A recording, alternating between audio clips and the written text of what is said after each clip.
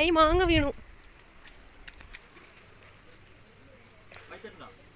പിന്നെ പഴുത്ത മാങ്ങ 2 മാങ്ങ വീണിട്ടുണ്ട്. ഒരെണ്ണം കൂടി വീണു.